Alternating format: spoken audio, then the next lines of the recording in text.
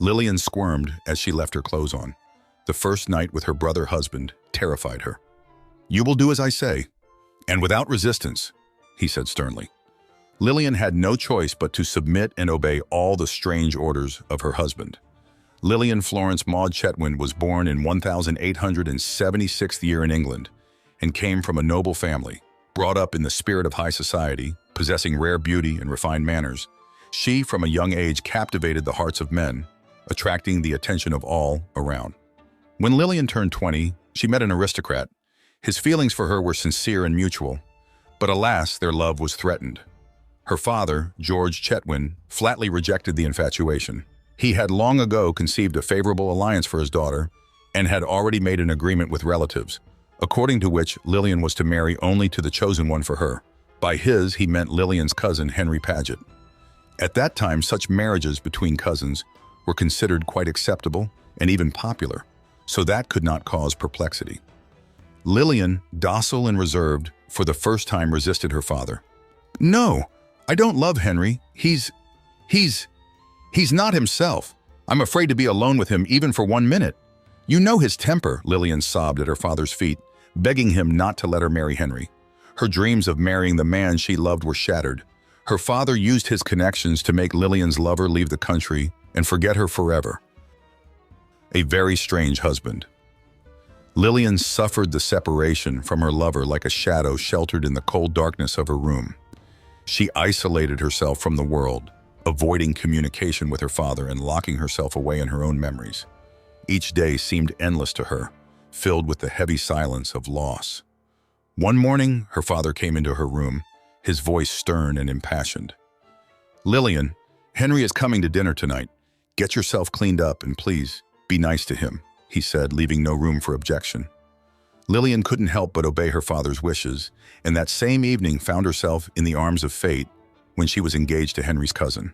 Just a few months later, in January of 1898, the wedding ceremony took place, at which Lillian shone in a snow-white silk gown adorned with precious stones and a tiara studded with diamonds. She was splendid, but throughout the party her face remained silent and sad. Not once did a smile gleam on her lips. There was a bitter residue inside her. Her new marriage was a sign of bad luck, and she tried to talk herself out of it. So, indifferent, she entered the chamber where her first night with her husband was to take place. A strange calmness enveloped her, like a parting breath. "Remember, from now on, you will only do what I tell you to do. And don't even try to resist," Henry said, his words sounding like an announcement of a dictatorship in their alliance. Lillian felt a chill run down her spine. She was sure her husband would do something terrible on her doorstep. However, to her surprise, Henry did not even touch her. His preferences were quite unusual and mysterious, which challenged the usual ideas about marriage and love. "You must take off everything completely. Absolutely everything," Henry commanded. "You must lie still." Lillian was embarrassed, but also afraid, because she didn't know what Henry was up to. When she lay down on the bed, Henry brought out a huge box of gems and jewelry and began laying them on Lillian's forehead, neck, stomach, between her toes, and elsewhere. He painstakingly laid them out for at least half an hour, and then spent another 2 hours admiring what he had accomplished. Nothing happened between the couple, and Henry just fell asleep beside them. 6 weeks of humiliation. What was most intriguing was that Lillian's father was well aware that Henry was a man of unorthodox habits.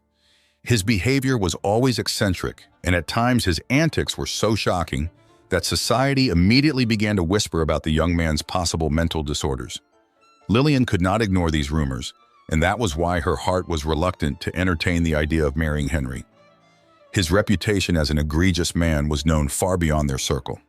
Henry possessed an untold fortune and did not hesitate to spend money on luxurious jewelry, furs, and other trappings of a brave life. But the strangest thing about his lifestyle was that he always appeared with a miniature poodle, painted bright pink and with pink ribbons tied neatly around his neck. In addition, Henry loved to organize costume parties, where he and his guests dressed in the most extravagant outfits, sometimes shocking others with their imagination. Here, for example, is how he looked at one of them. Moreover, he converted the chapel into a theater of fun, where he directed plays. In the title role, of course, Henry, By the way, his theater had success and toured Europe. And now Henry married Lillian, but she became for him only a beautiful toy, a precious doll on a par with his diamonds, furs, and pink poodle. Every night Henry made Lillian take off her clothes completely. She would assume a certain pose that her husband would designate to her.